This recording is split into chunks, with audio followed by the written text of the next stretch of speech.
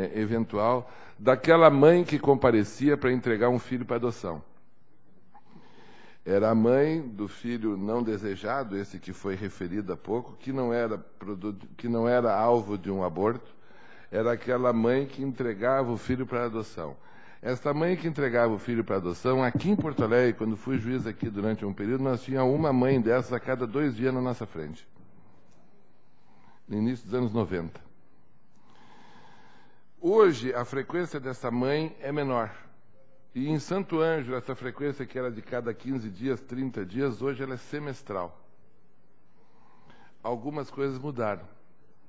Certamente as políticas públicas na área da saúde, secretário Osmar, por exemplo, lá em Santo Ângelo, a gente que acompanha o Centro de Apoio à Gestante, que é um espaço da Secretaria de Saúde, tem uma influência decisiva nisso, em dar uma significação àquela gestação.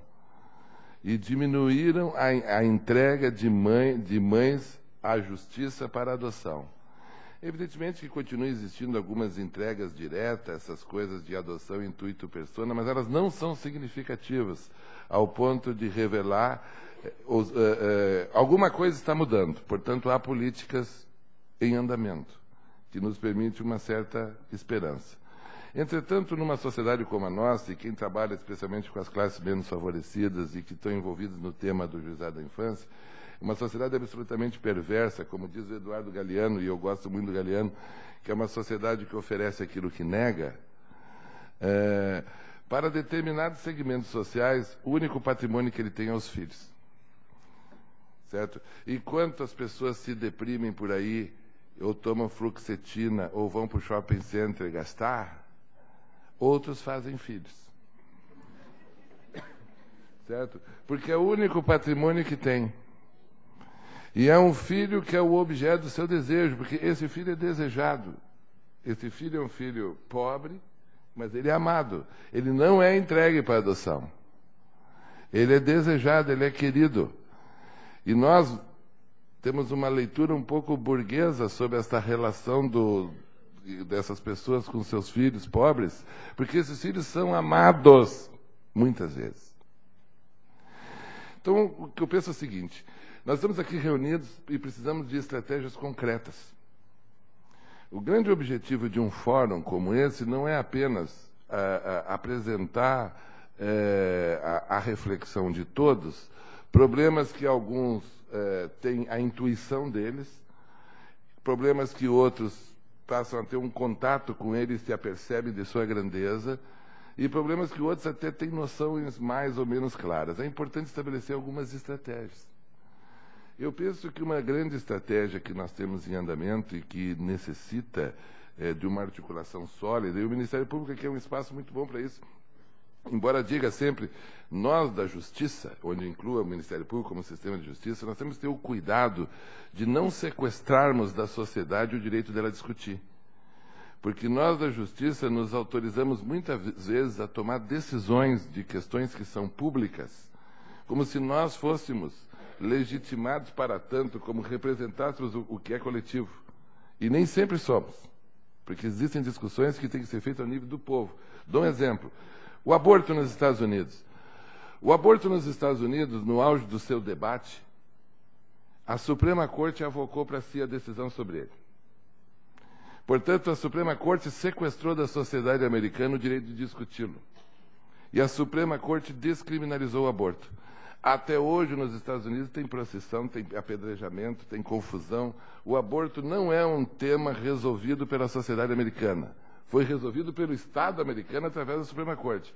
Mas a sociedade americana é uma sociedade... Vamos para a Itália.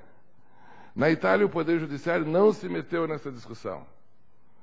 Houve debate, até que, Epugina, tu vai ter que me explicar isso um dia. 75% da população italiana aprovou o aborto num plebiscito. Eu acho que até os padres na Itália votaram a favor do aborto. Porque 75% da população italiana votou a favor do aborto, um resultado impressionante. Mas isso não é uma discussão na Itália. O Poder Judiciário não atrapalhou a população, porque o debate político é que chegou o momento do amadurecimento e a decisão é popular. O que aconteceu na Suprema Corte americana me preocupa, Porque nós, do Judiciário, e não me autoriza a falar do Ministério Público, que não sou promotor, embora já foi, mas eu incluo o Ministério. Temos uma tendência de achar que nós temos a prerrogativa de sequestrar o debate popular para nós decidirmos. E existem coisas que competem ao debate político, e não compete a nós. Porque é necessário fazer o debate político. O tema do planejamento familiar é isso. O que eu gostaria apenas de refletir é o seguinte: o planejamento familiar tem uma repercussão tão grave do ponto de vista das políticas públicas de segurança que voltemos aos Estados Unidos. Agora, todo mundo sabe, pelo menos imagino que aqueles que têm uma militância da infância, que nós, da área da infância, temos uma posição intransigente contra o rebaixamento da idade penal. E isso é notório. Mas, seguidamente, quando a violência toma dimensões assustadoras, e é o nosso caso, há uma série de discussões em torno disso, e vira e mexe, pessoas levantam o suposto exemplo dos Estados Unidos, especialmente de Nova York, do programa Tolerância Zero em Nova York, como sendo, e de fato produziu, um resultado de redução dos índices de violência de maneira expressiva. Os Estados Unidos, como um todo, de fato, teve reduções de alguns índices de criminalidade significativos. E há uma tendência, porque números é uma coisa fantástica, cada um os interpreta como convém, né? Cada um interpreta números da forma como lhe é conveniente para o seu argumento. E várias pessoas argumentam que teria sido o endurecimento das leis, que teria produzido essa redução da criminalidade, etc., ignorando que esses programas de tolerância zero vieram acompanhados de uma série de ações sociais. Mas sociólogos americanos têm levantado uma tese nova. E eu quero deixar claro que eu, pessoalmente, tenho uma dificuldade para dizer o que vou dizer aqui agora, mas exige uma reflexão.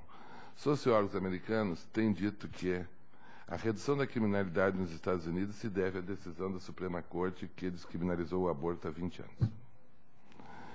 Porque há 20 anos descriminalizado o aborto nos Estados Unidos, 20 anos depois dessa decisão, os índices de criminalidade nos Estados Unidos diminuem. Argumentos deles. Eu não estou aqui fazendo a advocacia do aborto, porque eu, como de formação católica, que estudei em seminário de padre, tenho uma dificuldade muito grande de fazer esse tipo de argumento. Mas, sem dúvida nenhuma, nós vamos pensar a propósito disso. Porque seja a descriminalização do aborto ou não, o fato é que isso é uma política pública de oferecer instrumentos de planejamento familiar. Certo? Eu não estou aqui dizendo que façamos essa alternativa, mas instrumentos de planejamento familiar. E sociólogos de lá afirmam, poderá até não ser razoável essa argumentação, mas eu penso que seja, porque não pode ser uma coincidência, porque do ponto de vista do endurecimento das leis, as leis americanas são praticamente as mesmas, inclusive estão mais frouxas. A pena de morte, por exemplo, para menores de 18 anos, deixou de ser aplicada nos Estados Unidos há mais de 2 anos. E é uma série de modificações legislativas. Um fator de mudança poderia ter sido esse. Faço essa consideração e encaminho o encerramento, porque o tempo está se esgotando, porque nós temos grandes... Por exemplo, esse programa de prevenção à violência do governo do Estado, eu simpatizo imensamente com ele. A questão da violência é uma questão de saúde pública, também é uma questão de saúde pública. Não é apenas de saúde pública, mas também é de saúde pública. Sem dúvida que é uma questão de educação, que é uma questão de polícia, que é uma questão de todos nós. Mas existem mecanismos como esses agentes de saúde, que estão organizados em quase todos os municípios, que são pessoas que entram em todas as casas, são pessoas que são ouvidas, são pessoas que são acatadas. O agente de saúde em determinadas comunidades é quase um semideus, está entendendo? Porque é uma pessoa que tem possibilidade de entrar, é quem leva um afeto, quem leva uma palavra. Ou seja, nós temos mecanismos para entrar nas casas. E esses mecanismos podem ser melhor utilizados como políticas públicas de planejamento familiar, de passagem de informação e de prevenção de violência. Porque quando você desenvolve autoestima, afeto, você diminui a violência. Porque a delinquência